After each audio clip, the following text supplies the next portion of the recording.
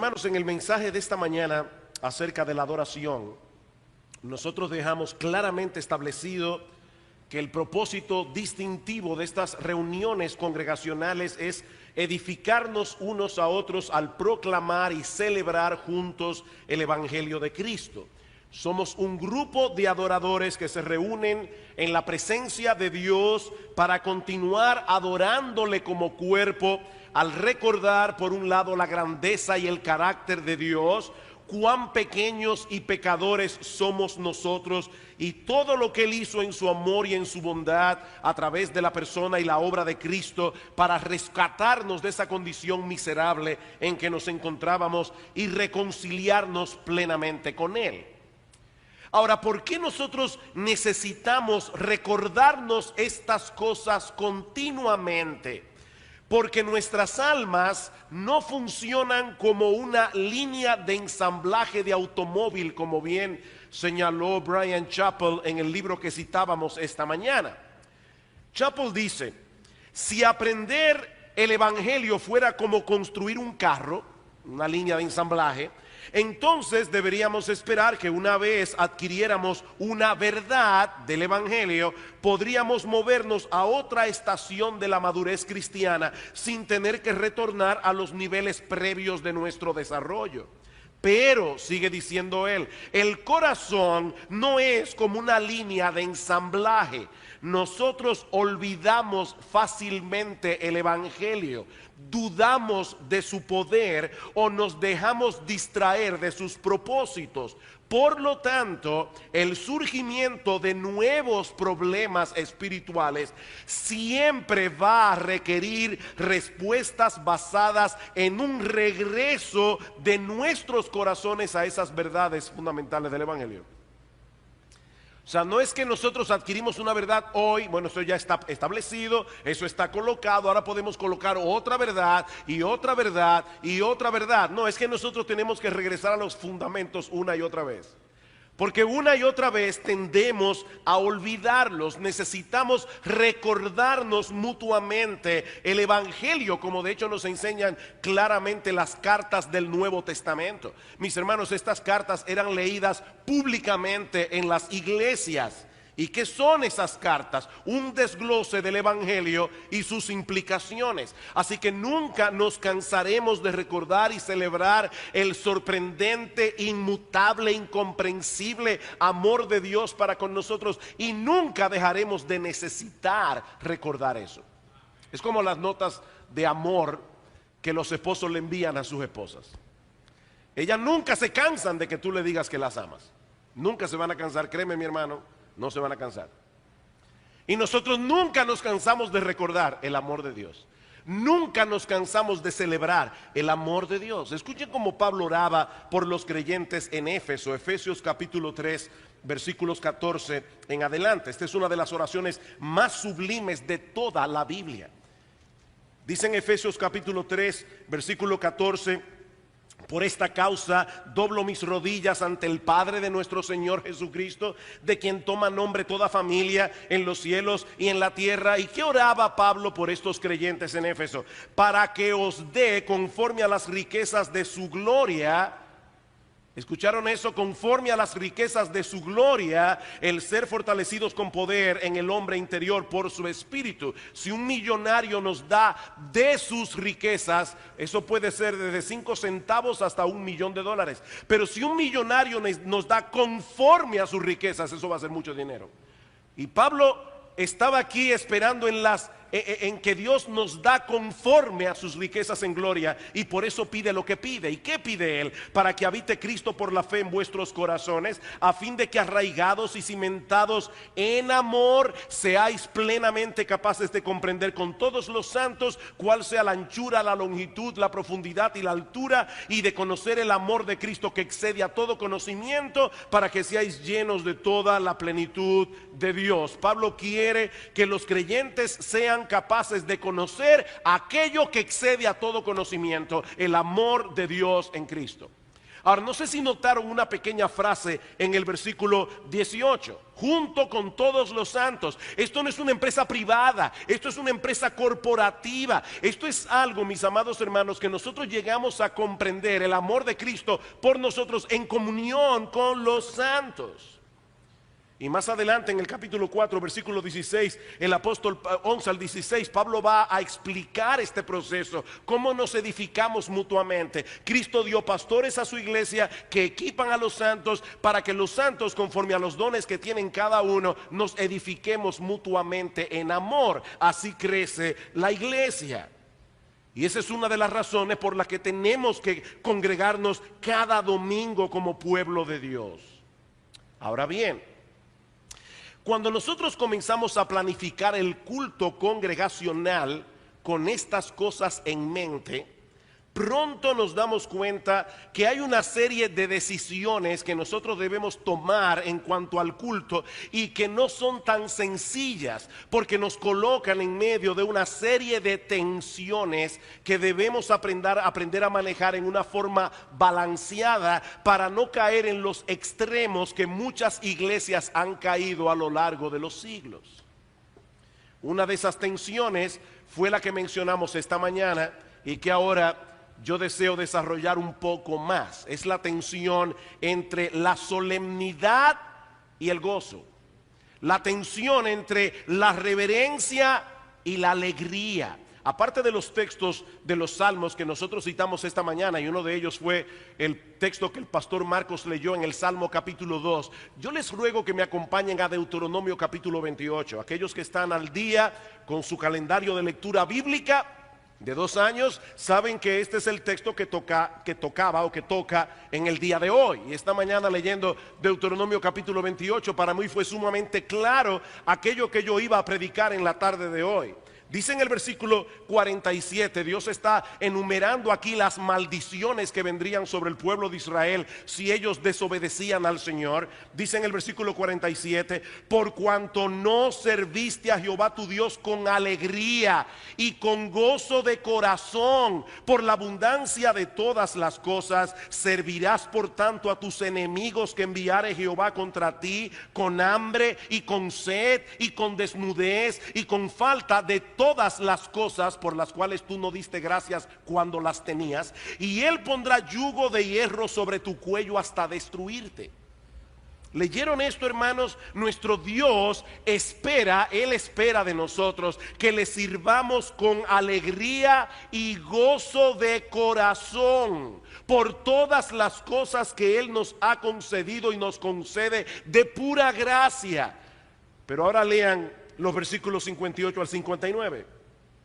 Si no cuidares de poner por obra todas las palabras de esta ley que están escritas en este libro, temiendo este nombre glorioso y temible, Jehová tu Dios, entonces Jehová aumentará maravillosamente tus plagas y la plaga de tu descendencia, plagas grandes y permanentes y enfermedades malignas y duraderas. Ven, hermanos, cómo Dios está esperando aquí que nosotros nos gocemos con alegría en su presencia y al mismo tiempo que aprendamos a temerle. Nosotros no podemos escoger entre el gozo en Dios y el temor a Dios. Ambas cosas deben estar presentes en nuestros cultos congregacionales. Algunos plantean esta misma tensión usando una terminología más teológica. Y por favor no se espanten, algunas palabras no son comunes, pero no son difíciles. Hay una tensión entre la trascendencia y la inmanencia de Dios. En palabras más sencillas, yo quiero que aún los niños que están aquí puedan entender de qué estamos hablando. Lo que eso significa es que nosotros adoramos a un gran Dios, a un Dios inmensamente grande, al cual ni siquiera los serafines que están delante de su trono pueden mirarlo cara a cara, como vemos en el capítulo 6 de Isaías. Esa es la trascendencia de Dios. Él es grande, Él es único, Él es inigualable. Nuestro Dios es trascendente, Él no es un ser común y corriente. Pero al mismo tiempo nosotros adoramos a un Dios cercano, nosotros adoramos a un Dios que está atento a cada una de sus obras, a un Dios que se involucra con su pueblo, a un Dios que protege a cada uno de los suyos como la niña de sus ojos. Esa es la inmanencia de Dios. Él es trascendente, pero Él es inmanente. Ahora, ¿cuál es el tipo de relación que los creyentes debemos tener con un Dios así? Si sobreenfatizamos la trascendencia de Dios por encima de su inmanencia, ¿saben qué va a suceder? Que terminaremos relacionándonos con Él como si fuera un ser distante, como si fuera un ser inalcanzable. Pero si sobreenfatizamos la inmanencia de Dios por encima de su trascendencia, es muy probable que comencemos a ver a Dios como si fuera de nuestro tamaño. Noten cómo el Señor Jesucristo nos enseñó a manejar esta tensión en el modelo de oración que conocemos como el Padre Nuestro. Padre Nuestro, ¿qué es eso? La inmanencia de Dios. Él es nuestro Padre. Él nos compró con el precio de la sangre de su Hijo. Nosotros somos suyos. Él nos adoptó en su familia. Padre nuestro que estás en los cielos. Esa es la trascendencia de Dios. No te olvides con quién tú estás hablando. Es tu Padre, pero está en los cielos. Mis hermanos, nosotros no podemos acercarnos a Él como si fuera un Dios lejano y distante, pero tampoco debemos relacionarnos con Dios como si fuera nuestro pana. ¿Se entiende eso, verdad? No, Dios no es nuestro pana. Él es Dios. Él es grande. Es por eso que la adoración del pueblo de Dios es descrita en el Antiguo Testamento como una fiesta solemne. Y yo he dicho esto muchas veces desde este púlpito. Para algunas personas estos dos términos no son compatibles. Si es una fiesta, no puede ser solemne. Y si es solemne, no puede ser una fiesta. Pero la adoración que la Escritura promueve conjuga ambos elementos perfectamente entrelazados entre sí, y de hecho dependiendo uno del otro. Adoramos a un gran Dios, adoramos a un Dios digno de reverencia, adoramos a un Dios digno de ser temido. Nuestro Dios es digno de ser temido. Pero al mismo tiempo adoramos a un Padre que se ha compadecido de nosotros, un Padre que ha diseñado un plan de redención para que podamos acercarnos a Él con confianza, y que le costó nada más y nada menos que la sangre de su precioso Hijo. Ambas realidades deben gobernar nuestras mentes cuando nos congregamos en su presencia como pueblo suyo. Pocos pasajes del Nuevo Testamento reflejan esta realidad en una forma más impresionante que Hebreos capítulo 12. Hebreos capítulo 12. El autor de la epístola, a final del capítulo, a partir del versículo 18, está haciendo un contraste aquí entre la experiencia que tuvo Israel al pie del monte Sinaí cuando el Señor descendió para darles la ley, y la experiencia que nosotros tenemos los domingos cuando nos congregamos como pueblo suyo en su presencia en el día del Señor.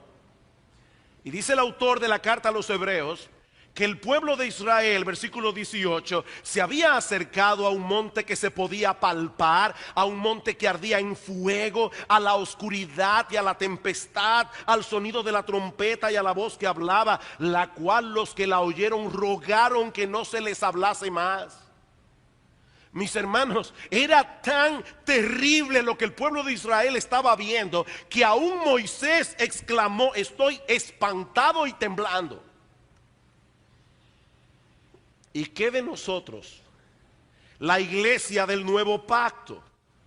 Bueno, dice el autor de la carta a los Hebreos, nosotros, la iglesia, nos hemos acercado al monte de Sión, a la ciudad del Dios vivo, a Jerusalén la celestial, a la compañía de muchos millares de ángeles, a la congregación de los primogénitos que están inscritos en los cielos, a Dios el juez de todos, a los espíritus de los justos hechos perfectos, a Jesús el mediador de un nuevo pacto, y a la sangre rociada que habla mejor que la de Abel. En otras palabras, mis hermanos, lo que los judíos experimentaron en el monte Sinaí no era más que una sombra de una realidad más sorprendente.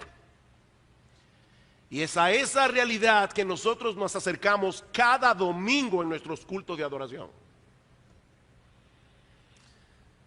Dan McCartney, comentando acerca de este pasaje, él dice: aunque la adoración en la temprana historia de Israel era tan temible que aún Moisés estaba aterrorizado, la realidad, la que nosotros experimentamos, es aún más gloriosa que lo que Moisés pudo percibir, y por lo tanto debería evocar una mayor reverencia, no menor.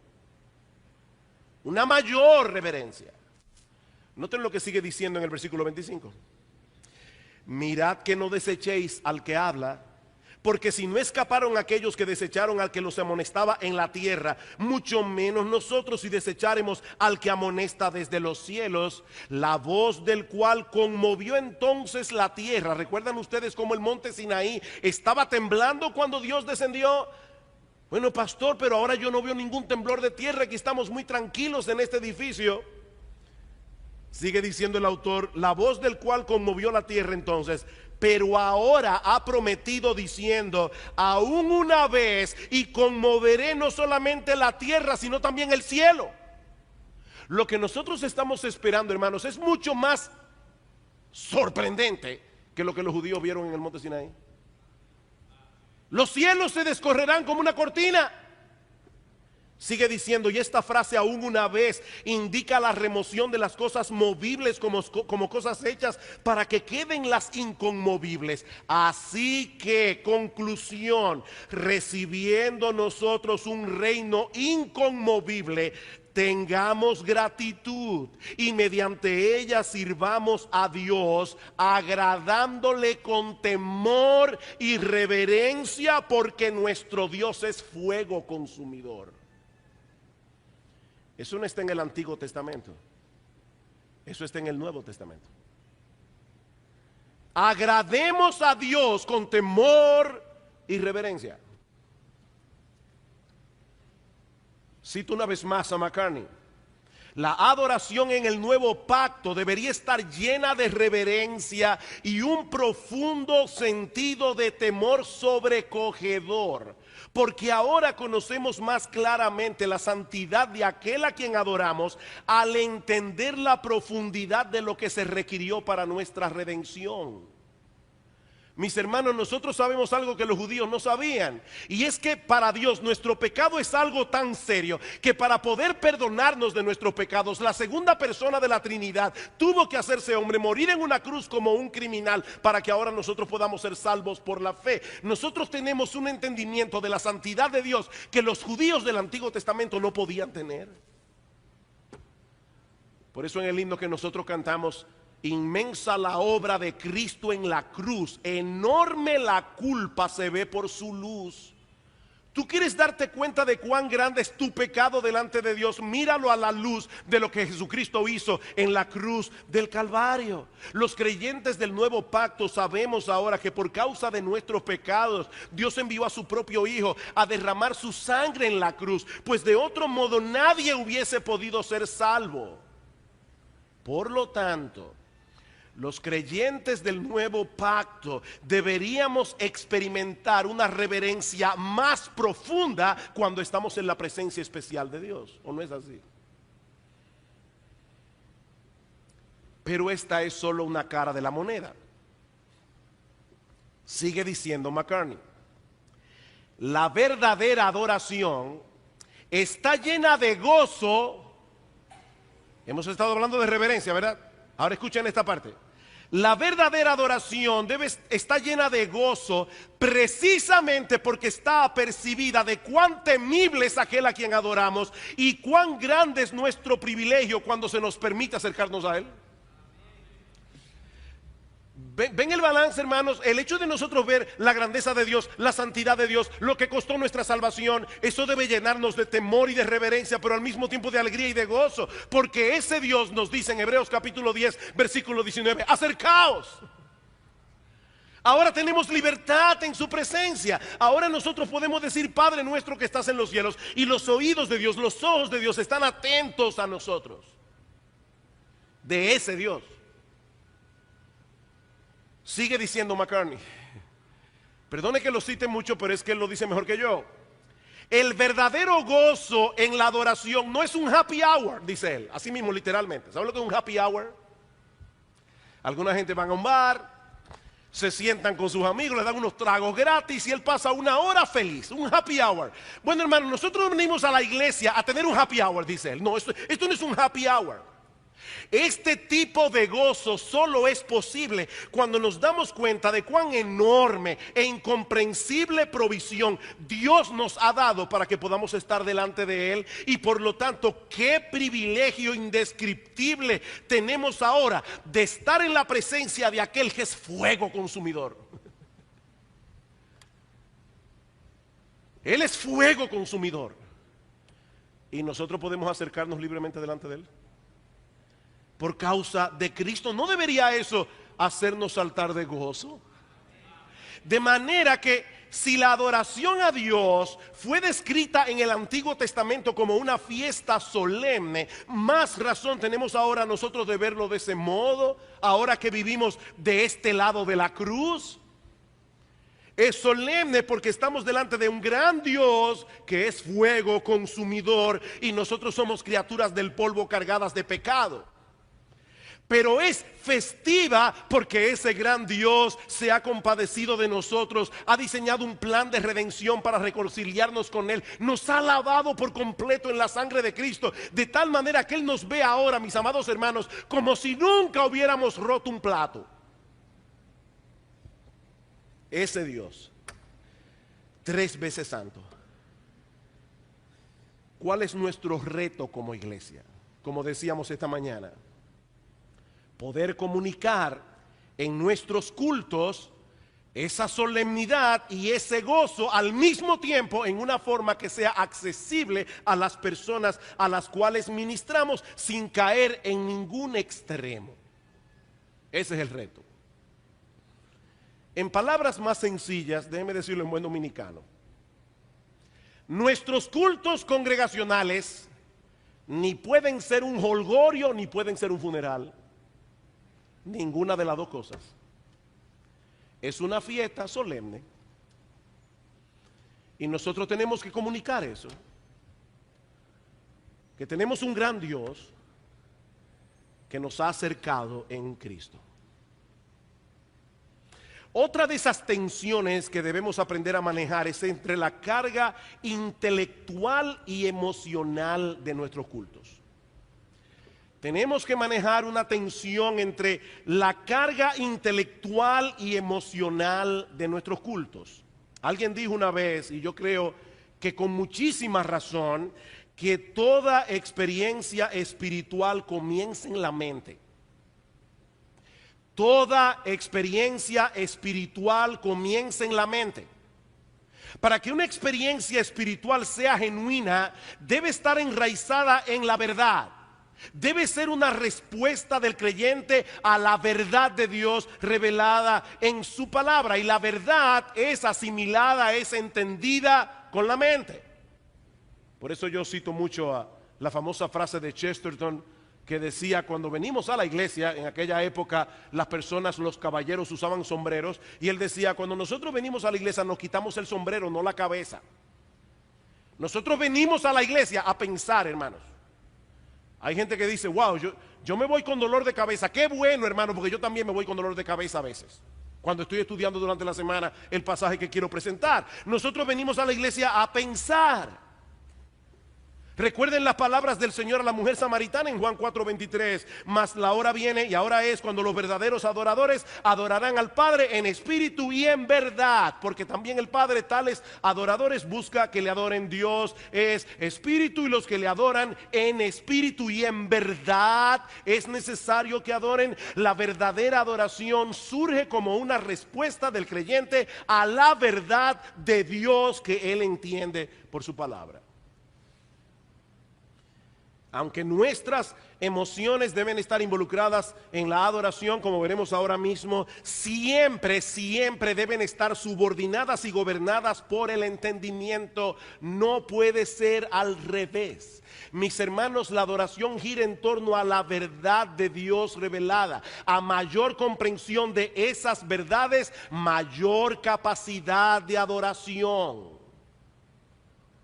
Herbert Carson dice: aunque los jóvenes convertidos, y él no se refiere necesariamente a los que son jóvenes en edad, sino a los que son recién convertidos, no importa la edad que tengan, a los recién convertidos, dice, pueden adorar verdaderamente a Dios con los primeros destellos de entendimiento espiritual. Al mismo tiempo, una experiencia de adoración más profunda estará ligada a un entendimiento más profundo. Mientras más conocemos el carácter de Dios, sus propósitos y sus deseos, más capaces seremos de responder a sus obras. Nos convertimos al Señor. Entendemos que Él perdonó todos nuestros pecados, pero no es verdad, mis amados hermanos, que a medida que nosotros vamos creciendo en el Evangelio, nos vamos dando cuenta de cuán negros realmente eran nuestros pecados, y eso nos lleva a entender cuán gloriosa realmente es la redención que nosotros tenemos en Cristo. Eso es un proceso que no termina nunca.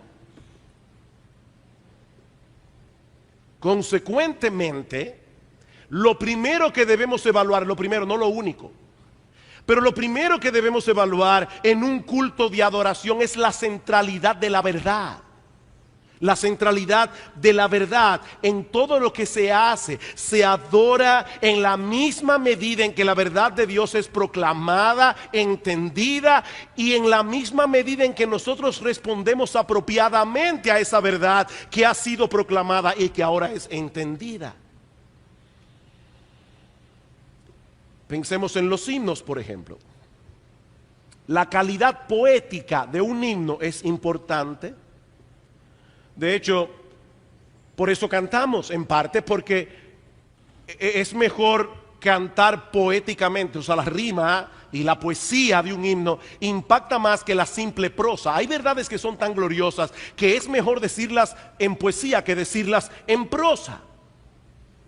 También es importante la melodía que acompaña a nuestros himnos. Pero mis hermanos, el estándar final para evaluar un himno es el contenido de la verdad que posee. Ese es el estándar final, no es el único.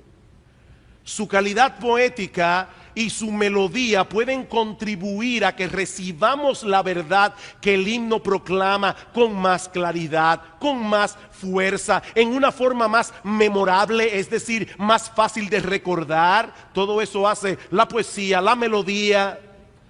Pero la calidad poética y la melodía de un himno de adoración no son un fin en sí mismos. Nosotros no venimos a decir, wow, qué poeta el autor de ese himno. No, nosotros no venimos a eso. Roca de la eternidad, qué poesía, fuiste abierta tú por mí, sé mi escondedero fiel, solo encuentro paz en ti, rico, limpio manantial en el cual lavado sí, fui. Eso es poesía, pero nosotros no venimos a decir, wow, qué bonito, roca de la eternidad. Nosotros venimos a gozarnos en que esa roca, nuestro Señor Jesucristo, fue partida por nuestros pecados. No es admirar una poesía. El fin de la poesía, el fin de la melodía es que haya una proclamación más eficaz de la verdad. No es un fin en sí mismo. Ese es el énfasis de Pablo en el pasaje de Colosenses que hemos citado tantas veces ya. Colosenses capítulo 3 versículo 16. La palabra de Cristo more en abundancia en vosotros. Hermanos, su himno puede que no sea herético, no dice nada malo, pero no dice nada. Puro sentimentalismo y la gente en las iglesias. ¿Y qué tú estás aprendiendo? Nada, pero me suena tan bien. La palabra de Cristo mora en abundancia en vosotros, enseñándoos y exhortándoos unos a otros en toda sabiduría, cantando con gracia en vuestros corazones al Señor, con salmos, con himnos y cánticos espirituales. Pablo quiere que a través de nuestros cantos nosotros contribuyamos a que la palabra de Cristo revelada aquí more en abundancia en nosotros. Ahora bien, por el hecho de haber sido creados a la imagen de Dios, nosotros no solo somos criaturas que piensan, sino también criaturas que sienten. Una gama muy variada de emociones y de sentimientos. Y saben que esas emociones juegan un papel sumamente importante en nuestras vidas porque interactúan con nuestra mente y nuestra voluntad en todas las decisiones que tomamos. Las emociones están involucradas en todo lo que hacemos. El problema es que el pecado no solo trastornó nuestro entendimiento, sino también nuestras emociones. De tal manera que el pecador se siente atraído hacia aquello que lo daña. El pecador en sus emociones se siente atraído hacia aquello que le hace mal y al mismo tiempo repele, rechaza aquello que para su bien. Eso es parte de la caída. Cuando el Espíritu Santo obra en nosotros la regeneración, Él abre nuestro entendimiento para que nosotros podamos comprender la verdad y así tener una perspectiva correcta de las cosas. El Espíritu Santo inicia en nosotros un proceso de renovación de nuestras mentes, como veíamos el domingo pasado, que transforma también nuestra vida emocional. Ahora comenzamos a sentir lo que deberíamos sentir de lo bueno y de lo malo. Nuestras emociones están siendo reparadas. Nuestro aparato emocional estaba dañado cuando éramos pecadores. Y ahora Dios lo está reparando. Piensen, por ejemplo, en el arrepentimiento. El arrepentimiento no es un análisis frío de nuestras transgresiones contra la ley de Dios. Y yo sé que yo violé el acápite 1, el acápite 2 y el acápite 3. Yo sé que yo merezco el infierno. No, eso no es el arrepentimiento. El verdadero arrepentimiento viene acompañado de un sano despertar de nuestras conciencias y de un claro entendimiento de la ley moral de Dios que nos hace sentir miserables. Miserables por nuestra rebelión contra ese Dios amante que promulgó esa ley. Y al mismo tiempo, cuando abrazamos a Cristo, nos sentimos gozosos por haber sido perdonados por ese mismo Dios al que hemos ofendido. Es por eso que nuestros himnos deben expresar nuestro lamento por el pecado, pero también nuestro gozo por el perdón y la reconciliación con Dios y nuestro anhelo por crecer en obediencia. Me encanta cómo lo dice Charles Spurgeon, el gran predicador inglés del siglo XIX. Dice él: muchos se toman a la ligera el pecado. Yo conozco personas que dicen: a mí no me gusta mucho esa iglesia porque hablan mucho del pecado. Yo prefiero que me hablen más de la gracia. Óyeme una cosa, tú nunca vas a entender la gracia si no entiendes tu pecado. Eso es imposible. Lo que tú estás pidiendo es algo, no sé ni cómo llamarle, pero es eso. Dice Spurgeon: muchos se toman a la ligera el pecado y en consecuencia hacen lo mismo con el Salvador. El que toma a la ligera el pecado va a tomar a la ligera al Salvador. Pero aquel que ha estado delante de su Dios, culpable y condenado, con la soga al cuello, dice él, llora de alegría cuando recibe el indulto, aborrece la maldad que le ha sido perdonada y vive para honrar al Redentor cuya sangre lo ha limpiado. En otras palabras, en la misma medida en que vamos adquiriendo un mejor entendimiento de las múltiples facetas del Evangelio, en esa misma medida nuestra respuesta emocional se intensifica. Una de las cosas por las que yo le doy gracias al Señor es por la manera como he estado trabajando en mi corazón y en mi mente para entender esa multifacética, el cuadro multifacético del Evangelio. Y las verdades que fueron de gozo para mí hace 35 años atrás, cuando conocí al Señor, es como si volvieran a revivir otra vez, de otra manera. Es un gozo que se intensifica. Y cuando nos reunimos con aquellos con quienes compartimos la misma salvación, al mismo Salvador, al mismo Señor, al mismo Padre, la misma fe, la misma esperanza, ¿saben lo que pasa? Que nuestras emociones se intensifican todavía más. Más aún. El gozo se hace mayor cuando es compartido con otros que creen lo mismo que nosotros y disfrutan lo mismo que nosotros disfrutamos. ¿O no es así? ¿Tú experimentas lo mismo cuando cantas solo en tu casa que cuando tú cantas aquí? Sin embargo, precisamente porque nuestra respuesta emocional tiende a intensificarse cuando estamos en compañía de otros, es en ese contexto en el que podemos ser más fácilmente extraviados por el emocionalismo. No dije por nuestras emociones, dije por el emocionalismo. El emocionalismo es un estado emocional producido artificialmente a través de la manipulación de ciertos elementos ambientales, de tal manera que nuestras emociones de repente toman el control de nuestra personalidad. En el emocionalismo, el entendimiento es colocado en un segundo plano o es anulado por completo. Y mis hermanos, eso es altamente peligroso.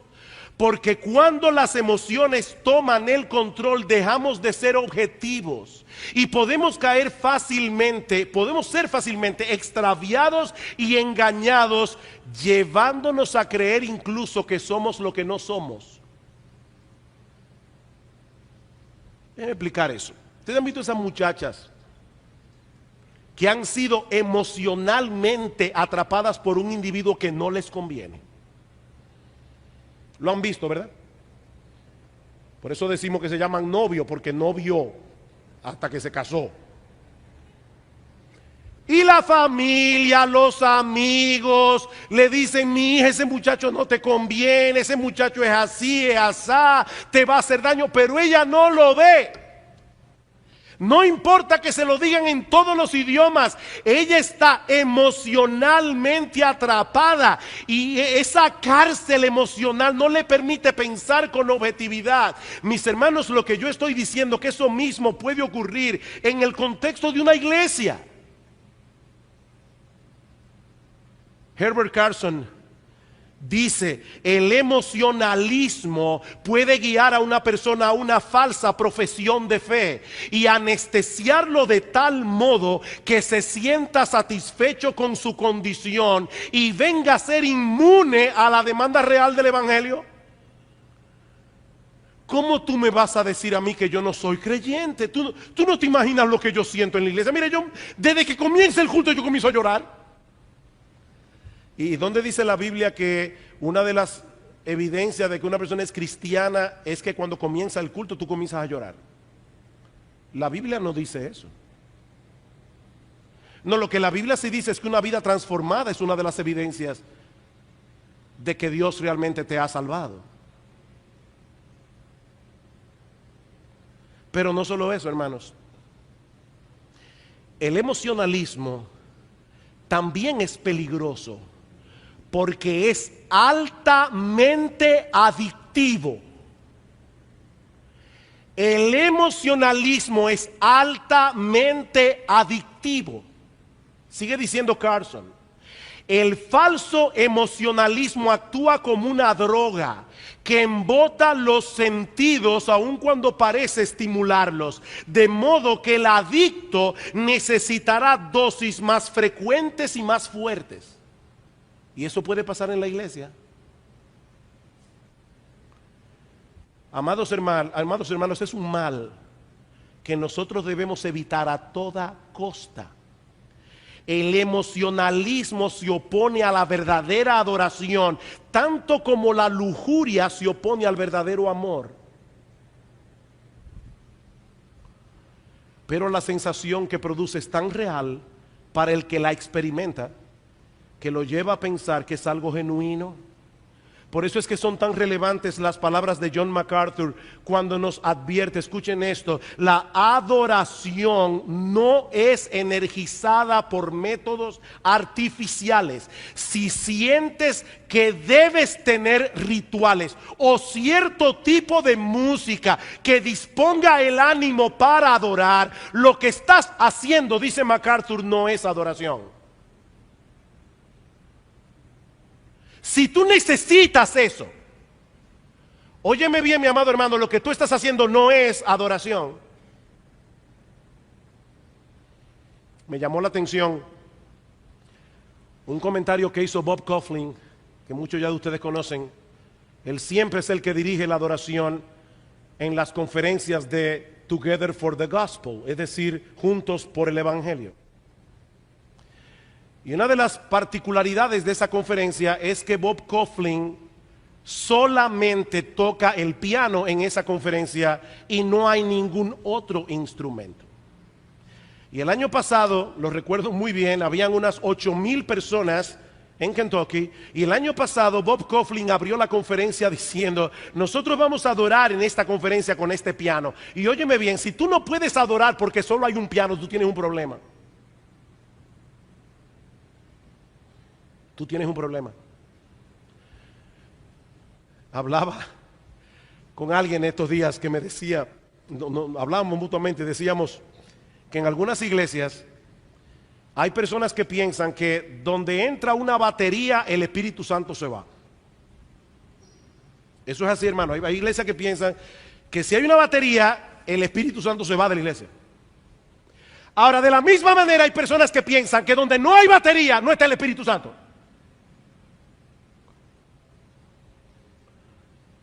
Y las dos cosas son incorrectas. Las dos cosas son incorrectas, hermanos. Si todo cristiano sincero desea siempre tiene el deseo de percibir la presencia de Dios en sus cultos de adoración. Pero saben que ese deseo genuino, sin la debida instrucción, deja a los cristianos a expensas de ser manipulados por la habilidad de un líder de adoración, manipulados por un grupo de adoración, manipulados por el predicador o incluso manipulados por la música que se toca en la iglesia. A propósito de Bob Kauflin, leí en su libro La adoración importa este ejemplo. Dice él: una vez escuché acerca de una cristiana que había pasado cierto tiempo sirviendo a Dios en Sudáfrica. Mientras visitaba una clínica de salud, ella fue profundamente movida por el sonido de un grupo de mujeres zulúes cantando. La armonía era cautivadoramente hermosa, con lágrimas en los ojos. Le preguntó a una amiga si ella conocía la traducción de las palabras. Claro, le respondió la amiga. La letra de la canción dice: si hierves el agua no tiene disentería. Si hierves el agua no tiene disentería. Y ella estaba ahí.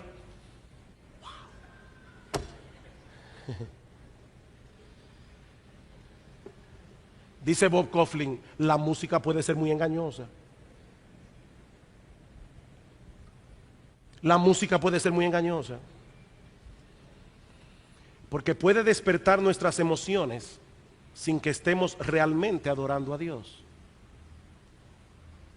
Ahora, eso no quiere decir que las emociones no sean importantes en la adoración. Una adoración sin emoción es una adoración sin corazón, y una adoración sin corazón ya no es adoración. Este pueblo de labios me honra, su corazón está lejos de mí. Pero como dice Herbert Carson, El sano despertar de las emociones, el sano despertar de las emociones es producido por la verdad de Dios aplicado por el Espíritu Santo a la mente, la conciencia y la voluntad. Es por el impacto de la palabra que emergen las experiencias emocionales más profundas, y es aquí donde encontramos el secreto de los profundos sentimientos asociados en la Escritura con la verdadera adoración.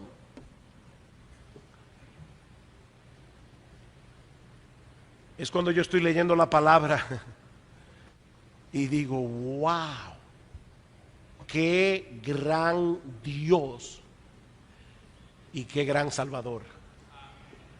Por la palabra de Dios. Y eso puede ser con música, sin música. ¿Sabían ustedes, mis hermanos, que a lo largo de toda la historia de la iglesia, en la mayoría de los siglos, las iglesias cantaron sin instrumentos musicales? Una de las razones es porque no era tan fácil encontrar personas que pudieran ejecutar los instrumentos musicales. La pregunta mía es, ¿cómo se harían muchas iglesias en el día de hoy si de repente le quitaran los instrumentos? Y óigame, por si acaso, hermanos, yo amo los instrumentos musicales. Ya yo hablé esta mañana de cómo nosotros debemos usar los instrumentos musicales de una manera tal que haga accesible lo que estamos tratando de decir a la gente que nos está escuchando. Hermanos, yo amo la música instrumental, yo amo esos instrumentos. Yo le doy gracias al Señor por los hermanos que nos acompañan en el piano y en el violín y en todo lo demás. La pregunta mía es, ¿qué pasaría en algunas iglesias si de repente por arte de magia desaparecieran los músicos? Adoraríamos con la misma pasión, alabaríamos a Cristo, porque Cristo seguiría siendo glorioso y nuestra salvación seguiría siendo extraordinaria. Por eso yo creo que nosotros debemos hacer cambios en la adoración. A veces cantar con ciertos instrumentos, a veces cantar sin instrumentos, a veces cantar con uno solo. Yo creo que debemos acostumbrarnos a cantar con una variedad de estilos musicales.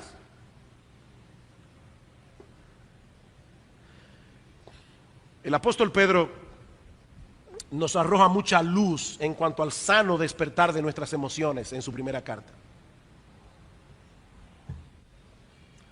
Hablando del Señor Jesucristo dice, a quien amáis sin haberle visto, en quien creyendo, aunque ahora no lo veáis, os alegráis con un gozo inefable y glorioso. Los cristianos aman a Cristo, los cristianos se gozan en Cristo. Ese es uno de los distintivos esenciales del cristianismo. Los cristianos aman a su Salvador sin haberle visto y se alegran en Él con un gozo inefable y glorioso. Bueno, nosotros no hemos visto a Cristo con los ojos físicos, pero por medio de su palabra nosotros hemos visto a Cristo con los ojos de la fe. Y lo que Pedro está diciendo es que eso que nosotros hemos visto y conocido de Cristo nos mueve no solo a amarle, sino también a gozarnos en Él. Así que este es un gozo y una alegría que emanan de la fe. No se trata de algo creado artificialmente a través de ciertos elementos en el edificio de adoración. Es un gozo que se produce en el creer, en quien creyendo, aunque ahora no lo veáis, os alegráis con gozo inefable y glorioso. Ven como una vez más esto nos lleva a la centralidad de las Escrituras en la verdadera adoración, porque esos afectos verdaderos emanan de la fe. Solo pueden ser producidos por la obra del Espíritu Santo en el corazón de los creyentes, a través de la instrumentalidad de su palabra. Todo lo demás no es otra cosa que manipulación y emocionalismo, cuando no es la palabra que está en el lugar central. Es por eso que insistimos en que en la verdadera adoración, el intelecto va delante, las emociones detrás. No puede ser al revés. El intelecto delante, las emociones detrás. Sin verdad no hay adoración. Y la verdad solo se entiende con la cabeza.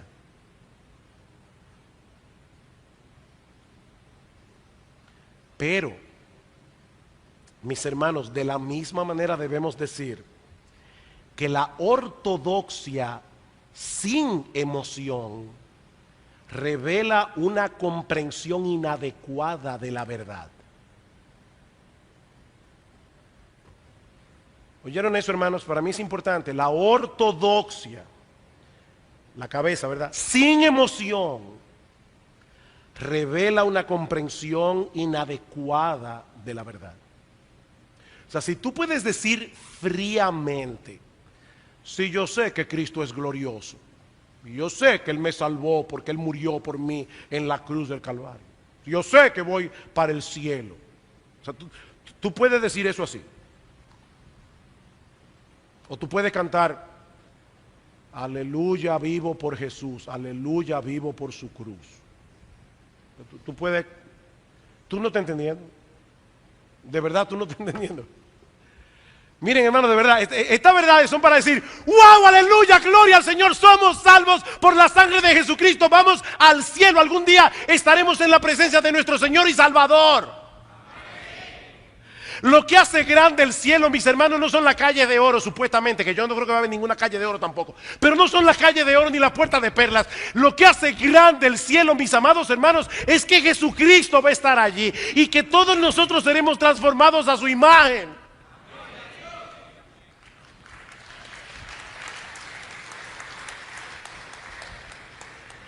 Una adoración sin corazón no es adoración. Nosotros adoramos a un gran Dios. Nosotros tenemos un gran Salvador. Nosotros deberíamos estar llenos de gozo, hermanos. Por eso yo le decía al hermano Alberto, yo tenía problemas cada vez que aquí se cantaba el himno Tu pueblo jubiloso, porque la música no me compaginaba con la letra. Tu pueblo jubiloso. A mí no me parecía muy jubiloso.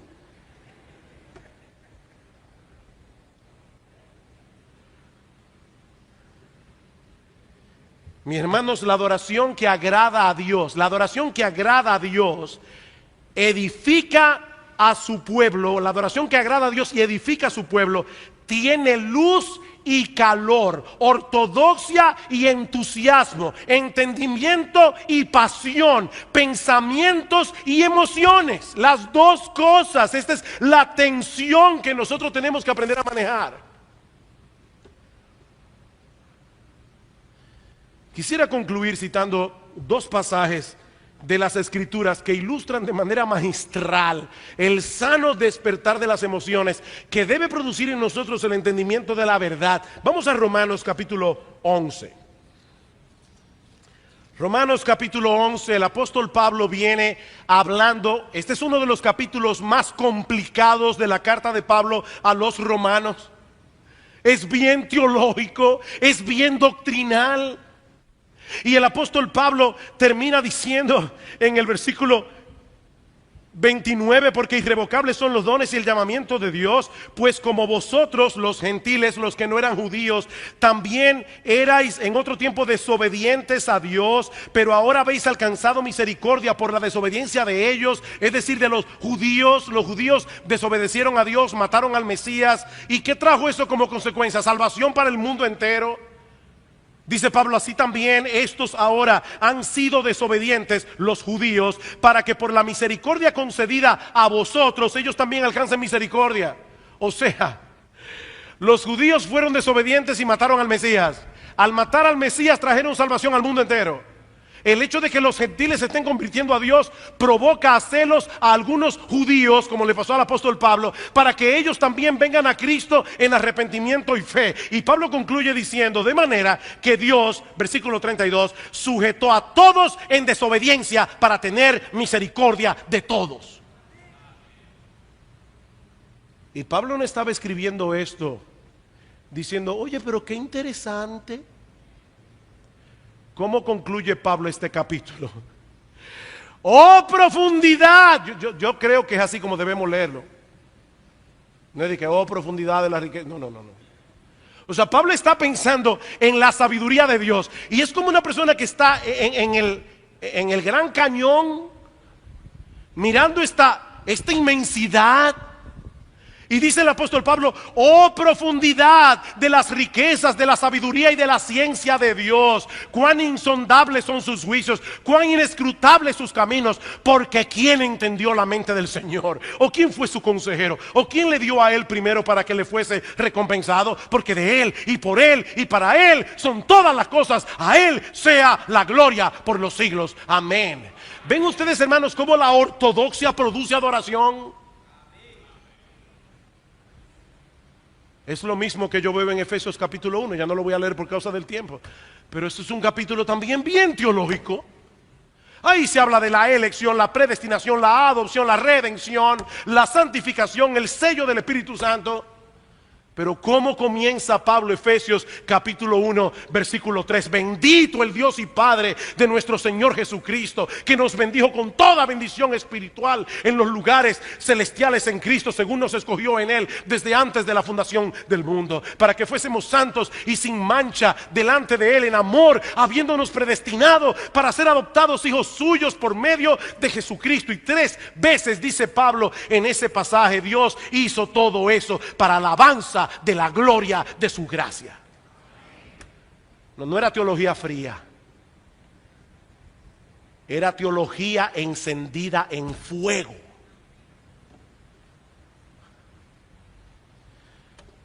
Oh, que el Señor continúe obrando en esta iglesia, haciendo de nosotros adoradores fervientes, que adoremos con pasión a nuestro Señor y Salvador Jesucristo, y que al mismo tiempo procuremos intencionalmente, no es alabar solo aquí en la iglesia, intencionalmente andar como es digno de Él, agradándole en todo, llevando fruto en toda buena obra y creciendo en el conocimiento de Dios, como dice Pablo en Colosenses capítulo 1 versículo 10. Eso es verdadera adoración.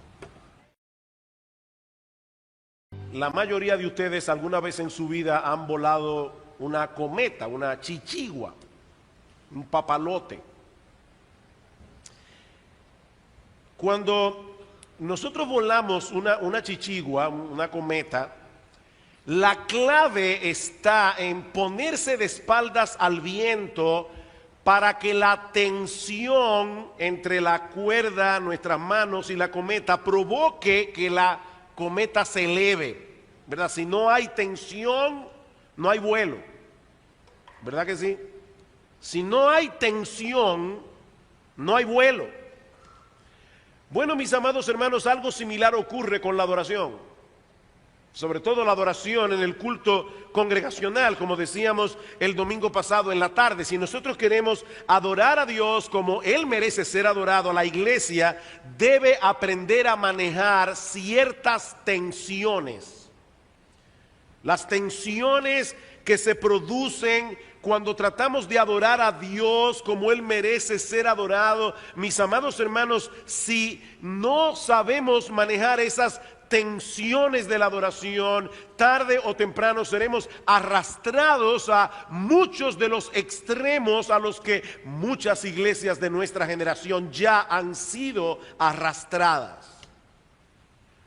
Por ejemplo, la tensión entre la solemnidad y el gozo, la solemnidad y la alegría. El salmista nos dice en el Salmo capítulo 2, versículo 11, que nosotros debemos servir a Jehová con temor y que debemos alegrarnos con temblor. Debemos servir a Jehová con temor, debemos alegrarnos con temblor. Ese es el balance que nosotros encontramos a través de toda la Escritura. Nuestros cultos congregacionales no pueden ser un jolgorio, pero tampoco deben ser un funeral. ¿Qué deben ser nuestros cultos congregacionales? Bueno, el Antiguo Testamento usa una expresión que es perfecta para poder describir lo que es un culto de adoración. El Antiguo Testamento le llama fiesta solemne. ¿Qué hemos venido a hacer aquí? Hemos venido a celebrarle a Dios una fiesta solemne, un culto donde la festividad, la alegría, el gozo no oscurezca la solemnidad, pero donde la solemnidad no termine matando el gozo. Esa es la tensión. Dios debe ser adorado con reverencia, pero Dios debe ser adorado con alegría. Y precisamente por eso, como iglesia, también debemos aprender a manejar la tensión entre el intelecto y las emociones, entre las verdades que conocemos, las verdades que proclamamos y la reacción emocional, nuestra respuesta emocional a esas verdades en las que creemos. El Señor dice en Juan capítulo 4 versículo 24 que el Padre debe ser adorado en espíritu y debe ser adorado en verdad. Y mis amados hermanos, la verdad solo se entiende con la cabeza. La verdad solo se entiende con la cabeza. Ahora debemos insistir en que la ortodoxia sin emoción revela una comprensión inadecuada de la verdad. La adoración que agrada a Dios, la adoración que edifica a su pueblo tiene doctrina y entusiasmo, entendimiento y celo, pensamientos y emociones. Esa es otra de las tensiones que nosotros tenemos que aprender a manejar. En la mañana de hoy vamos a considerar algunas tensiones más que debemos tomar en cuenta. Y advierto, hermanos, que no se habla mucho de las cosas de las que vamos a estar hablando hoy aquí. Aún en esta iglesia no son temas que se manejan mucho, pero yo tengo la convicción de que son extremadamente importantes. Por ejemplo, la tensión entre la forma y el fondo. O si quieren ponerlo de otra manera, la tensión entre contenido y estética. Yo sé que les decía, ¿verdad?, que íbamos a estar hablando de cosas que no son comunes, como la estética. Sí, la estética. La estética es la rama de la filosofía que estudia la esencia y la percepción de la belleza. No olviden, mis amados hermanos, que nosotros fuimos creados a la imagen de Dios. Y porque fuimos creados a la imagen de Dios, nosotros somos capaces de crear belleza, nosotros somos capaces de percibir la belleza, independientemente de que el concepto de hermosura pueda variar de una persona a la otra, pueda variar de una cultura a la otra. Los hombres en general, a menos que tengan un serio problema, reaccionan a lo que ellos consideran que es hermoso. Ahora bien, el hecho de que no todos poseamos el mismo concepto de belleza, el hecho de que no todos tengamos los mismos gustos, el hecho de que no todos apreciemos del mismo modo lo que vemos y lo que oímos, no debe llevarnos a la conclusión de que la belleza es meramente subjetiva. Hermanos, la belleza no es meramente subjetiva, ni depende enteramente del gusto, de la cultura o de la preferencia de cada cual. Yo voy a darles un ejemplo. En el Salmo 27:4, un pasaje muy conocido, David le ora al Señor y él dice: una cosa he demandado a Jehová, esta buscaré, que esté yo en la casa de Jehová todos los días de mi vida, para contemplar la hermosura de Jehová y para inquirir en su templo. El Dios que se revela en las Escrituras es placentero, es deleitoso de contemplar, porque Él es hermoso. Sin embargo, mis amados hermanos, no es cierto que muchas personas prefieren mantener a ese Dios lo más lejos posible de su vida porque no les agrada lo que ven en Él. ¿No es así? De manera que la hermosura de Dios es objetiva. Eso quiere decir que Él es hermoso, aunque muchos hombres no lo puedan apreciar, porque hay gente que tiene mal gusto. O sea, el hecho de que mucha gente no puede apreciar a Dios es una evidencia palpable, mis amados hermanos, de que hay mucha gente que tiene mal gusto. El pecado dañó en cierta medida nuestro aprecio por la verdadera belleza. Y de hecho, el pecado nos trastornó de tal manera en nuestras percepciones de las cosas, que el pecado hace que bellezas inferiores sustituyan u oculten bellezas superiores.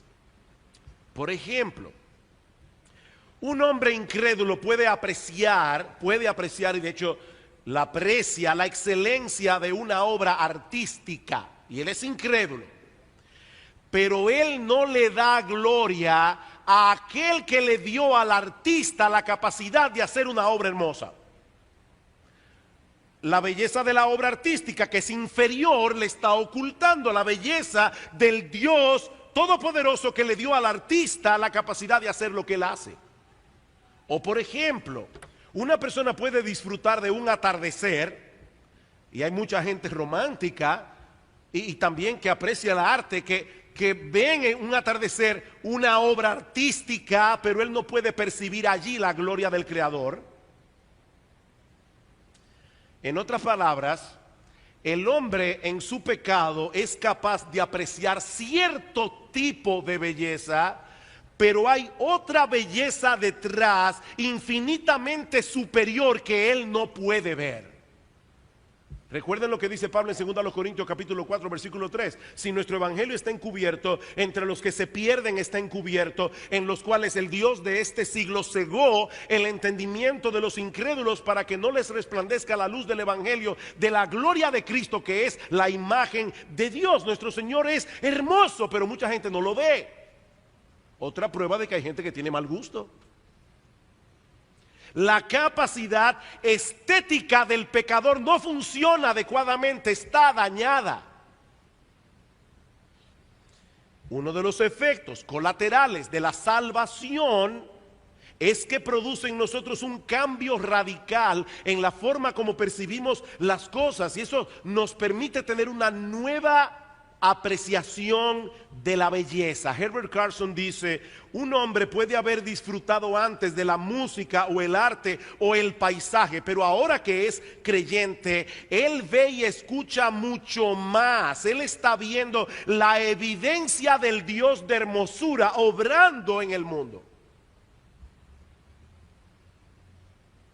Los que me conocen y alguna vez me han visto manejando, saben que cuando yo voy solo en el carro, cuando voy con Gloria es diferente, porque a mí me gusta oír la música todo lo que da, pero cuando yo voy en el carro manejando, alguien pudiera pensar que yo estoy mal de la cabeza, porque a mí me es difícil oír la música y no quedarme pasivo. Eso es imposible. Pero una de las cosas que me ha pasado muchas veces oyendo buena música, también mucha gente aquí sabe que yo soy un fanático, verdaderamente fanático de Johann Sebastian Bach, y de hecho ya tengo en planes pedirle a él que me enseñe música cuando llegue al cielo, porque yo creo que Bach era creyente y él va a estar allí, así que si usted tiene la misma idea, póngase en fila, ya yo lo dije primero. Pero hermanos, cuando uno escucha la música de Johann Sebastian Bach en su complejidad y en su hermosura, uno se pregunta: ¿y cómo es posible que en la cabeza de un individuo haya podido caber una composición así? Pero ¿saben qué? Las composiciones de Johann Sebastian Bach, con toda su complejidad y con toda su hermosura, yo creo que es el músico más sublime que alguna vez ha existido. Es una gota minúscula de la capacidad artística de Dios. De manera que yo puedo escuchar a Johann Sebastian Bach y no quedarme simplemente diciendo wow, qué genio, sino decir wow, qué Dios, qué Dios. Cuando los ojos de nuestro entendimiento son abiertos en la regeneración, nosotros podemos apreciar esa belleza y esa gloria de nuestro Salvador y reaccionar admirados ante esa gloria. Esa es una parte esencial de nuestra adoración. Antes estábamos ciegos, como dice el himno de Sublime Gracia, pero ahora vemos, y lo que vemos de Cristo nos llena de un gozo inefable y glorioso, como dice Primera de Pedro capítulo 1 versículo 8. Pero, mis hermanos, el problema es que todos somos susceptibles de ser engañados y pensar que estamos respondiendo adecuadamente a la verdad de Dios revelada en su palabra, cuando lo que en realidad está ocurriendo allí es un mero disfrute por el estímulo intelectual y estético que nos brinda la presentación de la verdad, si es un buen predicador o un predicador efectivo, o la hermosura del acompañamiento instrumental de un himno. En otras palabras, lo que yo estoy diciendo, hermanos, y vuelvo y repito, esto es un tema que no se toca mucho en la iglesia, pero lo que yo estoy diciendo es que fácilmente podemos confundir una mera respuesta estética con la verdadera emoción que se produce en el corazón del creyente cuando sabe que se encuentra ante la presencia de un Dios lleno de gloria, lleno de majestad y lleno de hermosura. No hay que ser un creyente para ser movido por la hermosura de una puesta de sol. No hay que ser un cristiano para eso. No hay que ser un creyente. De hecho, hasta el más impío de los hombres puede sentir una profunda emoción escuchando el oratorio del Mesías de Handel. Esto simplemente evidencia el hecho de que el hombre fue creado con la capacidad de responder a la belleza, pero solo el creyente puede ir más allá de la mera apreciación artística al aprecio de una belleza infinitamente superior que es parte inherente de la verdadera adoración. Es por eso que al reunirnos como iglesia, mis amados hermanos, debemos evitar todo aquello que pueda llegar a ser un estorbo, un obstáculo, una distracción del propósito supremo por el cual nos hemos congregado aquí. Y la razón por la que nos hemos congregado aquí es adorar al único Dios vivo y verdadero, en espíritu y en verdad. Es por eso que hasta la decoración del edificio debe ser simple. La decoración, la música que usamos como acompañamiento, porque de lo contrario pueden llegar a ser un gran obstáculo para la verdadera adoración.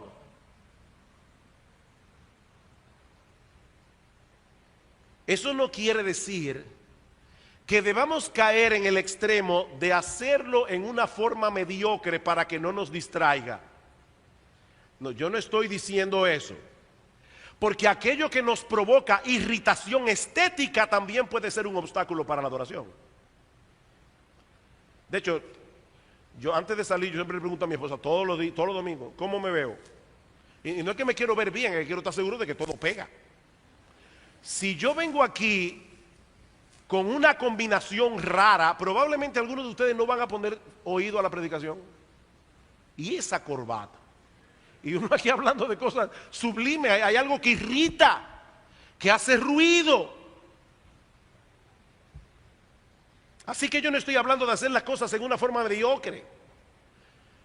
Dan McCartney dice que cuando la adoración es fea o aburrida, terminamos oscureciendo a Dios y haciendo que su belleza sea difícil de ver.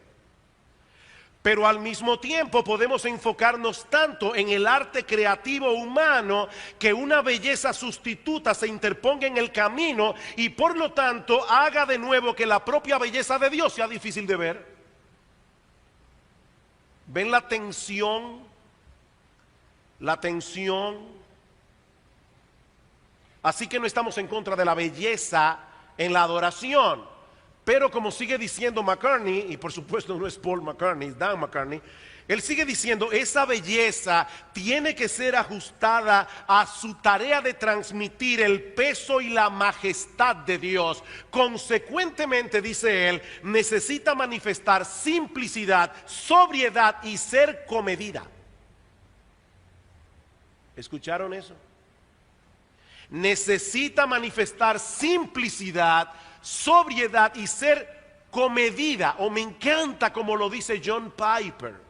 John Piper dice que el balance está en alcanzar una excelencia que no distraiga. Y eso sí es difícil. Debemos tratar de alcanzar una excelencia que no distraiga.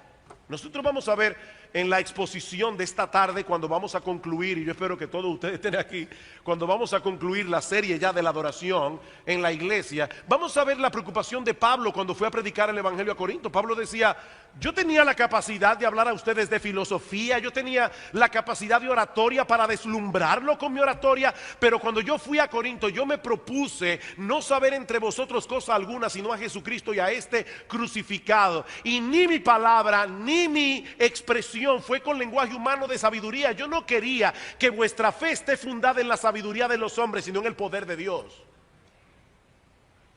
No, el predicador no viene a la iglesia para que la gente diga: wow, qué tipo que habla bien. Alguien decía de la predicación: mira, o tú te dedicas a mostrar que tú eres inteligente o que Cristo es precioso, pero no se pueden hacer las dos cosas al mismo tiempo. No se pueden hacer las dos cosas al mismo tiempo.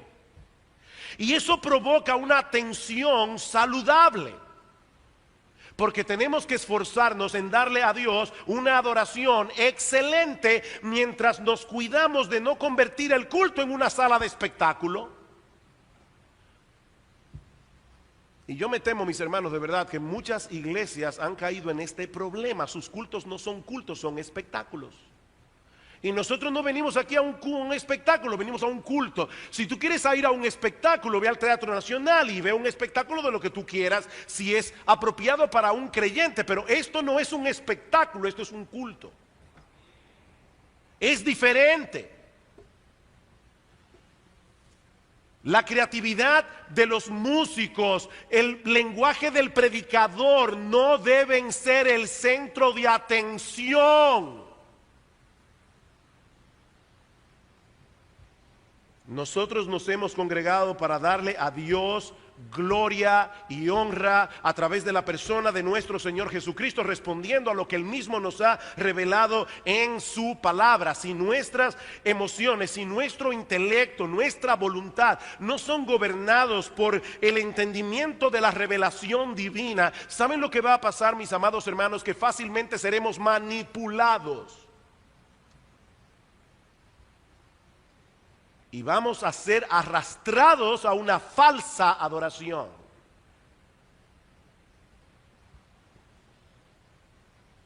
Pero hay otras tensiones con las que tenemos que lidiar.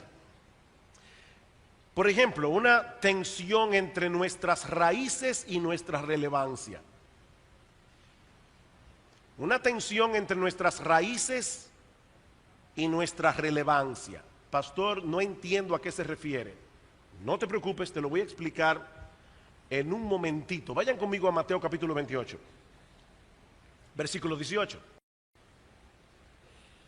Y Jesús se acercó y les habló diciendo: toda potestad me es dada en el cielo y en la tierra, por tanto, id y haced discípulos a todas las naciones, bautizándolos en el nombre del Padre y del Hijo y del Espíritu Santo, enseñándoles que guarden todas las cosas que os he mandado. Y he aquí, yo estoy con vosotros todos los días hasta el fin del mundo. El evangelio debe ser predicado, los mandamientos del Señor deben continuar siendo enseñados con autoridad, porque no han perdido su autoridad, a todas las naciones y hasta el fin de los tiempos, hasta la segunda venida de Cristo. De manera que el mensaje que nosotros predicamos hoy en el siglo XXI es exactamente el mismo que predicaron los apóstoles en el siglo I. El mismo evangelio. Y las demandas éticas del Nuevo Testamento siguen tan vigentes hoy como cuando fueron originalmente escritas por los apóstoles. Hace 2000 años atrás, el cielo y la tierra pasarán, dice el Señor en Mateo capítulo 24, versículo 35, pero mis palabras no pasarán. Nunca dejarán de ser relevantes, porque nuestro Dios es inmutable. Él no cambia su forma de pensar. Él piensa lo mismo hoy que pensaba en la eternidad, y lo mismo que pensaba cuando la Biblia terminó de ser escrita en el siglo primero. Por lo tanto, mis amados hermanos, nosotros hoy, en el año 2013, no podemos cambiar el contenido de nuestro mensaje para hacerlo más potable a ninguna cultura ni a ninguna generación. Pero como decíamos hace unos domingos atrás, sí debemos hacerlo accesible a toda cultura y a toda generación. Ven ahí las raíces, la relevancia. Nuestro mensaje está enraizado en lo que ya Dios hizo en el pasado. Pero nosotros tenemos la responsabilidad de transmitirlo en una forma que sea entendible en el presente. Ahora, eso suena muy fácil decirlo así. Pero ¿cómo hacemos eso? O sea, hacernos entendible para el hombre del año 2013. ¿Cómo hacemos eso sin desarraigar el mensaje de su contexto histórico y sin cambiar su contenido? Esa es la tensión a la que nos estamos refiriendo aquí. La tensión entre nuestras raíces históricas y nuestra relevancia presente. Por ejemplo, y este es otro de los temas que tampoco se habla mucho en la iglesia. El evangelio es un mensaje, el evangelio es una noticia que tiene que ser transmitida en palabras. En palabras, no en imágenes. Pablo dice en 1 Tesalonicenses capítulo 1 versículo 4 al 5, dice: sabemos, hermanos amados de Dios, vuestra elección, porque cuando nuestro evangelio llegó a vosotros, no llegó en palabras solamente, sino también en poder del Espíritu Santo. Pero él dice, llegó en palabras, pero no fue en palabras solamente, sino también en poder. Sin embargo, nosotros vivimos en medio de una generación sumamente visual. Una generación en donde las imágenes han tomado preeminencia por encima de las palabras y donde el lenguaje está siendo llevado a su mínima expresión. Sobre todo con el texting. Usted quiere mandar un mensaje de texto y usted no va a estar escribiendo mucho porque le va a dar tendinitis o no sé qué le va a dar en la mano. Le va a tener problemas. Entonces, ¿cómo tú estás? ¿Qué tú estás? ¿Qué? DTV. O sea, Dios te bendiga. Pero es llevando el lenguaje a su mínima expresión. Lo que yo no estoy seguro que nosotros estamos viendo es el problema que eso está causando en la iglesia. No en IBCJ, no. En la iglesia de Jesucristo.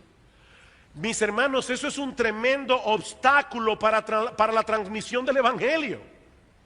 Mientras menos comprensión tengamos del lenguaje, mientras más dependamos de lo visual, de las imágenes, más difícil será transmitir la profundidad del evangelio. Pensemos por un momento en la variedad de términos que se usan en el Nuevo Testamento para explicar en qué consistió la muerte de Cristo en la cruz. Ok, Cristo murió en la cruz del Calvario, pero ¿eso qué significa? ¿Cuál es la naturaleza de la muerte de Cristo en la cruz? Bueno, en el Nuevo Testamento se presenta como un sacrificio o sustitución penal. Hebreos capítulo 10, versículos 11 al 14. Él murió en nuestro lugar. Él pagó nuestra deuda. Él nos sustituyó en la cruz del Calvario. O lo presenta como una propiciación, es decir, como aquello que aplaca la ira de Dios que nosotros merecemos por causa de nuestros pecados. Romanos capítulo 3 versículo 25. También presenta la muerte de Cristo como una reconciliación, según a los Corintios capítulo 5 versículos 18 al 20. También lo presenta como redención. Nosotros fuimos comprados de un mercado de esclavos y fuimos hechos libres en Cristo. Mateo capítulo 20 versículo 28. Mis amados hermanos, todos esos conceptos son imposibles de explicar a menos que los expliquemos con palabras. Pero eso se está haciendo cada vez más difícil, porque el lenguaje está siendo sobresimplificado cada vez más. Nosotros no queremos hablar en un lenguaje que nadie entienda, pero mis amados hermanos, tampoco queremos simplificar tanto el mensaje que sufra en su contenido. Porque si hacemos eso, las personas, incluyendo los cristianos en la iglesia, van a comenzar a dejar de apreciar el diamante del evangelio en todas sus dimensiones. El evangelio es un diamante. Mientras más entendimiento yo tengo de todo lo que Jesucristo hizo por mí en la cruz del Calvario, eso va a elevar mis emociones delante de Él en adoración. Yo recuerdo, estaba buscando en mi biblioteca, pero no sé dónde fue que lo leí, pero sé que Jorge Luis Borges, el famoso escritor argentino, dijo en uno de sus libros una vez que él tenía un amigo que era físico, y otro amigo le pidió que por favor le explicara la teoría de la relatividad de Albert Einstein. Y él le explicó la teoría de la relatividad. El amigo le dijo: francamente, no te entendí nada. Bueno, déjame simplificártelo un poco. Volvió otra vez y se lo explicó más simple, y el amigo dijo: mira, honestamente todavía no entiendo. Ok, déjame explicártelo más simple todavía. El amigo dijo: ahora estoy comenzando a entender, pero no lo entiendo bien. Ok, déjame explicártelo todavía más simple. Y la cuarta vez el amigo dijo: ahora sí lo entiendo. Y el amigo le dijo: sí, pero ya no es la teoría de la relatividad.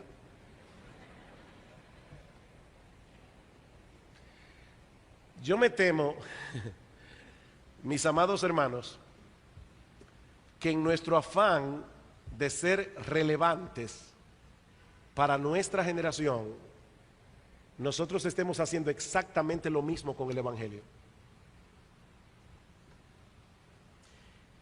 Y yo temo por la iglesia de Cristo. De verdad, hermanos, yo temo por la iglesia de Cristo. Y si a eso usted le añade lo que están cantando en muchas iglesias en el día de hoy, el problema es todavía 1000 veces peor. Os Guinness, un pensador cristiano, él dijo algo sumamente pertinente. Él dice: en nuestro afán por ir detrás de la relevancia, sin tener al mismo tiempo un compromiso con la fidelidad, no solo nos hemos convertido en infieles, sino también en irrelevantes. Hemos sido infieles al Señor y estamos siendo irrelevantes. Y él explica por qué. Dice: al esforzarnos en redefinirnos a nosotros mismos en formas que sean más atractivas para el mundo moderno, en vez de haberlo hecho en función de nuestra fidelidad a Cristo, no solo hemos perdido nuestra identidad. Ya la iglesia hace tiempo en muchos lugares que dejó de ser iglesia. Hemos perdido nuestra identidad, pero también hemos perdido, dice él, nuestra autoridad y nuestra relevancia. Tenemos la necesidad urgente, dice Guinness, de ser fieles, pero también, de ser relevantes. Tenemos que ser fieles y tenemos que ser relevantes. Y esto genera una tensión que nos obliga a pensar con cuidado en el lenguaje que vamos a usar en nuestros cultos, en el tipo de música que vamos a usar en acompañar nuestros himnos, en los himnos que vamos a cantar, en el mensaje que predicamos. Nosotros debemos ser accesibles a los hombres de nuestra cultura, debemos ser accesibles a los hombres de nuestra generación, pero debemos predicar el mensaje con integridad.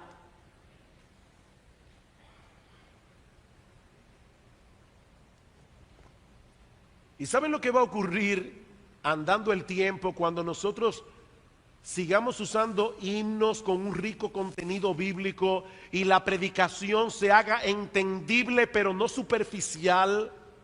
¿Saben lo que va a suceder? Que la capacidad de comprensión se irá aumentando cada vez más, aún en nuestros niños y jóvenes. Eso es uno de los beneficios colaterales del púlpito. El púlpito educa. Nosotros no venimos aquí a educar a nadie, pero una de las funciones colaterales del púlpito es hacer eso. Pero el reloj sigue caminando y me queda otra tensión. Y es la tensión entre nuestro pasado y nuestro presente. La tensión entre nuestro pasado y nuestro presente. Queridos hermanos, el cristianismo no nació ayer. Nosotros tenemos 21 siglos de historia. 21 siglos de historia que no podemos echar por la ventana, incluyendo una rica colección de himnos que, como bien señala Bob Coughlin, han sido probados por cientos de años, quedando los mejores en el tope. No todo lo que se ha compuesto en el pasado tiene la misma calidad. Pero eso es algo que hace el tiempo. El tiempo va filtrando y va quedando lo mejor de las generaciones pasadas. ¿Por qué todavía cantamos Sublime Gracia del Señor? Mis hermanos, yo estoy convencido, y esto Dios sabe, la tristeza con lo que lo digo. Mucha tristeza. Yo estoy convencido que así como la iglesia de hoy es más pobre porque no se expone a la buena literatura del pasado, como los puritanos, por ejemplo, que han sido muy caricaturizados en nuestra época, yo creo que también la iglesia de hoy se ha empobrecido por haberse olvidado de la gran herencia que nos legaron nuestros padres en la fe, en grandes himnos que han perdurado con el tiempo. Algunos dicen que el problema de esos himnos es que son muy densos en contenido. Preferimos los cánticos que se componen actualmente porque proveen menos verdades y eso puede fijarse mejor en nuestra memoria y trabajar mejor en el corazón. Mi respuesta: no olvidemos, mis hermanos, que los israelitas eran iletrados en un 95% en el Antiguo Testamento, y sin embargo muchos de los salmos que nosotros tenemos aquí en las Escrituras son bastante densos y complejos en su contenido.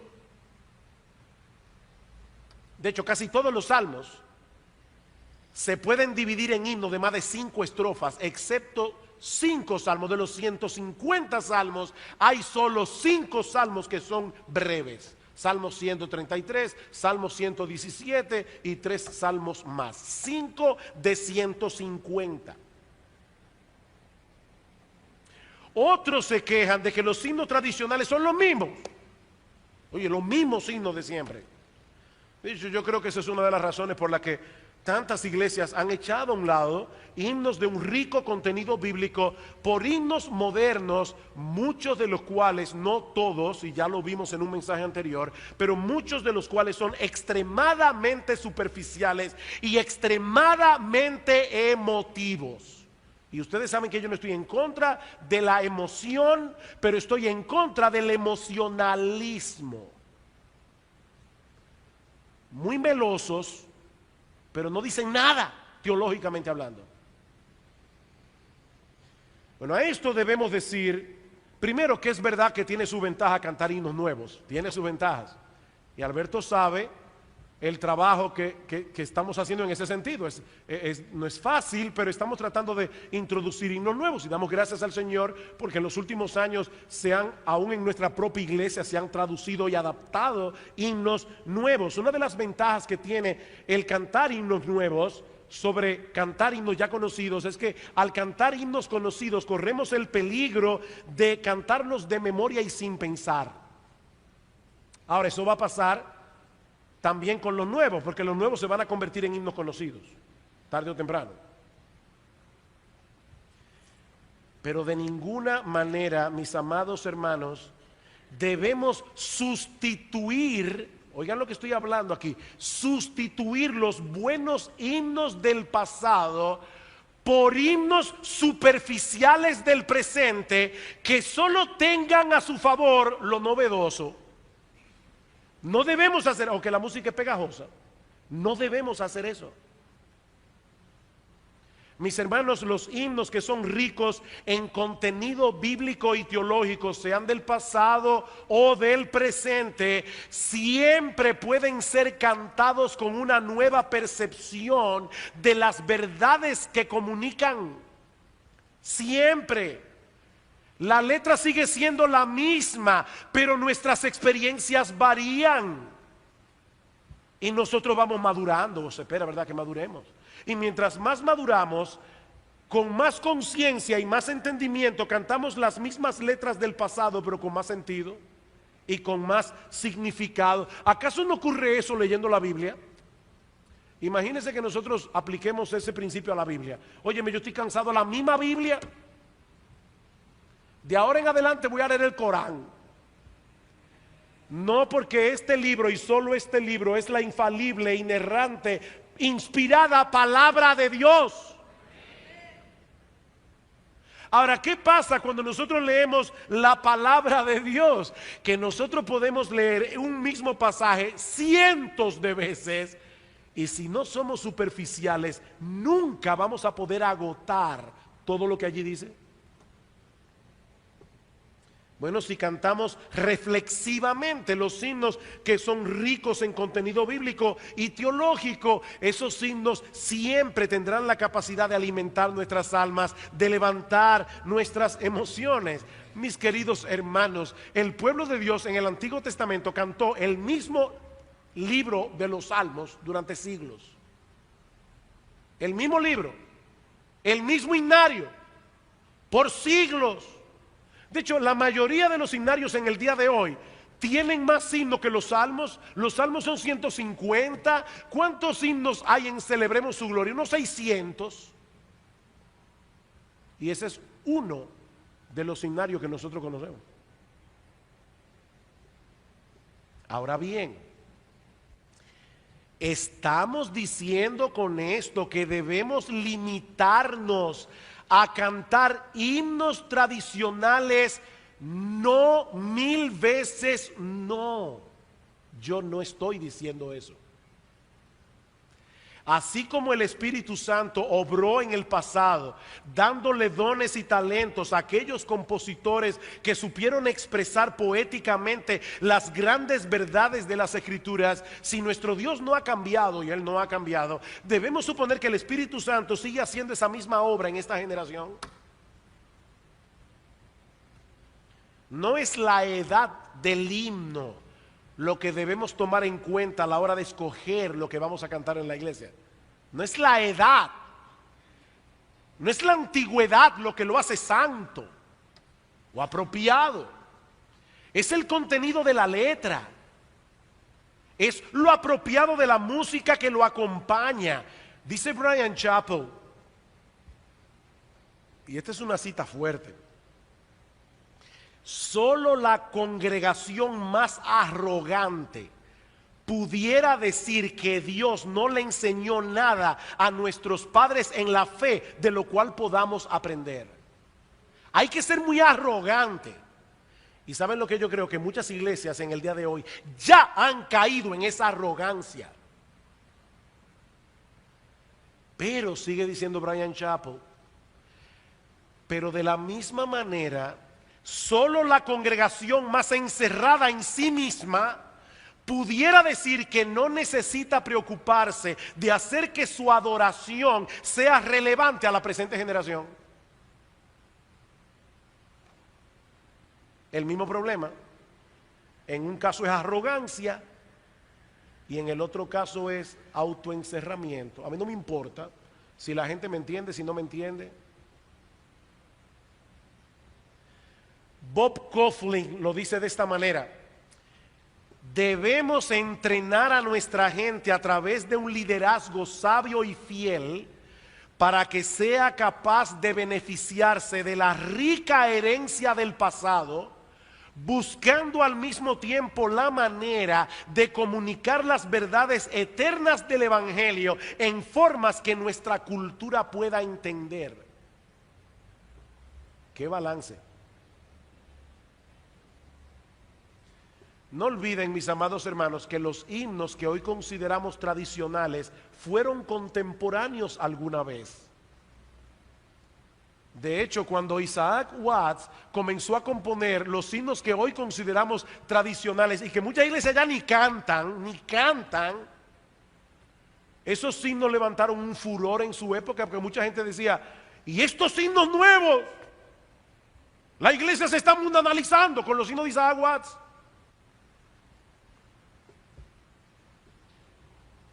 Fueron contemporáneos alguna vez.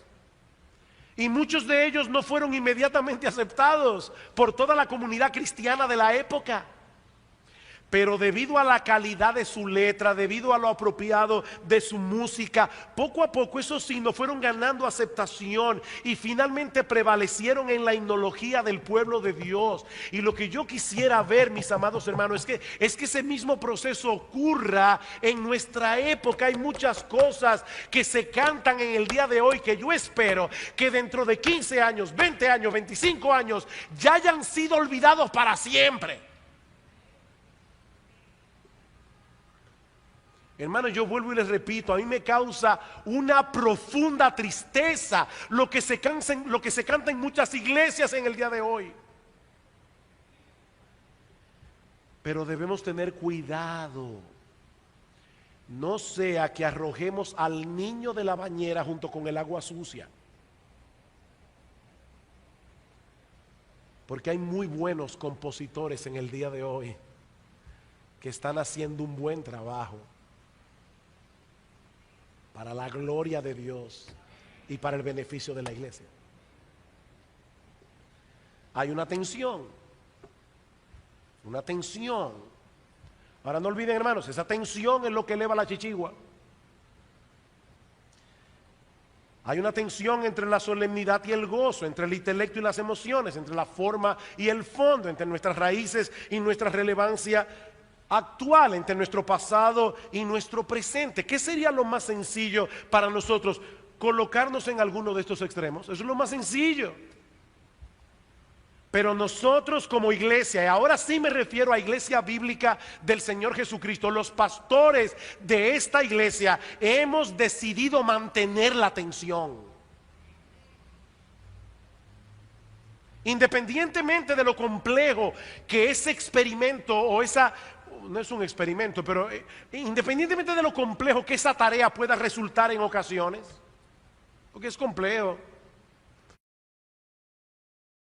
o aún sabiendo de antemano que no siempre vamos a lograr el balance, porque por causa de nuestro pecado remanente, mis hermanos, nosotros todavía tendemos a ser desbalanceados. Es una tendencia del ser humano y vamos a tener que estar haciendo ajustes aquí y allá. Pero nosotros, los pastores de iglesia bíblica del Señor Jesucristo, estamos dispuestos a asumir ese reto,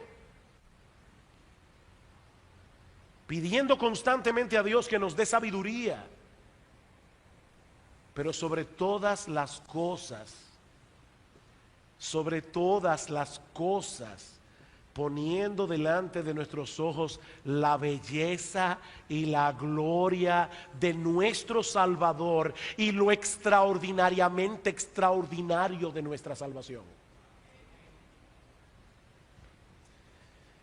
Miren, mis hermanos, nuestro afán por ser balanceados tampoco es un fin en sí mismo. O sea, no es que nosotros queremos decir, somos balanceados. No, porque eso sería orgullo. No, el ser balanceado no es un fin en sí mismo.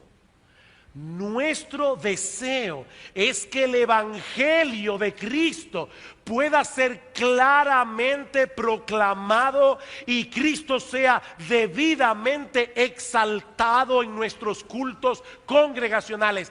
Esa es la motivación que hay detrás. ¿Saben por qué? Porque es únicamente cuando el Evangelio es claramente proclamado, cuando Jesucristo es debidamente exaltado, que los creyentes son edificados en la fe y los pecadores son salvados por la gracia de Dios en Cristo. Esta tarde Si el Señor lo permite, vamos a concluir esta serie.